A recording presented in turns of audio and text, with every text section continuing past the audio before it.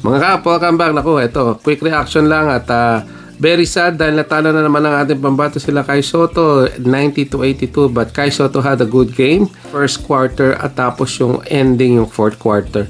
First quarter, bakit ba nilabas agad? Kung saan palang nag-iinit pala to si Kai Sotto. Nung maganda yung naging points nila siya at saka si Sudo, no? Nalamangan nila lang uso tapos inilabas naman. Inis na inis talaga ako sa ganyang style ng coach nila na inilalabas si Kai Sotto kung saan maganda ang nilalaro. Alam ko na kailangan magpahinga pero paano madidevelop yung resistensya ni Kai kung ganyan ilalabas naman kung saan crucial at importante na ma-maintain nila yung lamang. Kai Sotto is still ending up with 23 points, 9 rebounds, almost double-double with 1 shot block. Siya po ay nagtala lamang ng 22 minutes sa laro na to.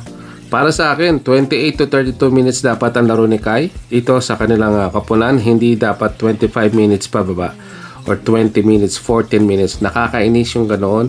Nahirapan din siguro si Kai dahil tatlo yung binabantayan niya, papalit-palit sa kanya. No? Malalaki yung katawan at talagang mga bihasa ng front court. Alam nila yung ginagawa nila. So, but Kai Sotto is only 22 years old.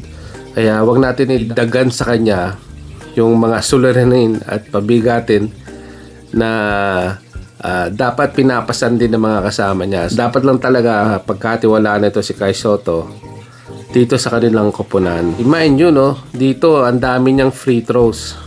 Importante sa laro ni Kai Sotto yung nakakapunta siya sa free throws para mapunta sa foul trouble yung kalaban. So, yun lang, maliit na reaction lang natin. Very disappointing na talo na naman sila with Kai Sotto having 23 points. Imagine kung siya po yung naglalaro ng 35 minutes.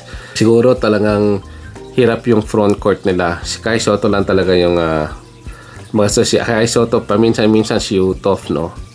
Pero itong si Scott, bakit pinapalit pa sa Scott kung mababa naman yung production niya? Siguro bigyan lang si Kai Sotto ng mga 2 minutes na pahinga tapos balik na ulit para mabuo naman na yung kanyang resistensya ay talagang tumatag at hindi siya mahirapan ma-develop yung kanyang upper body kung saan man sinasuggest mismo nung commentator na ma-develop sana dahil parang napansin nila napapagod na si Kai Sotto. So sinabi din doon na very unfair naman dahil si Kai Sotto talaga papalit-palit yung binabantayan niya.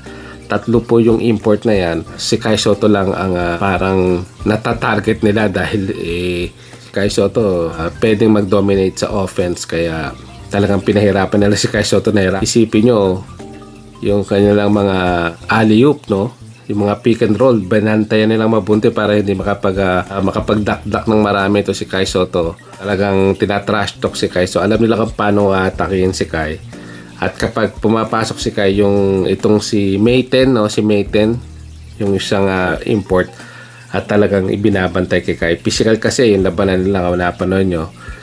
Kai Sotto and Mayten are very physical dito sa loob. Kaya nakakapagod yan. So wag nating masyadong put pressure sa ating pambato si Kai. But keep grinding, keep working on your skills, your craft. Kami nandito lang para sa iyo, Kai. So hopefully manood ulit tayo sa susunod na laban at makapaglaro sana ng maraming minuto ang ating pambato. So mga kap, thank you so much. Sana nag-enjoy kayo sa naging laban kanina and we'll see you again dito sa ating channel. Have a nice night. Bye bye.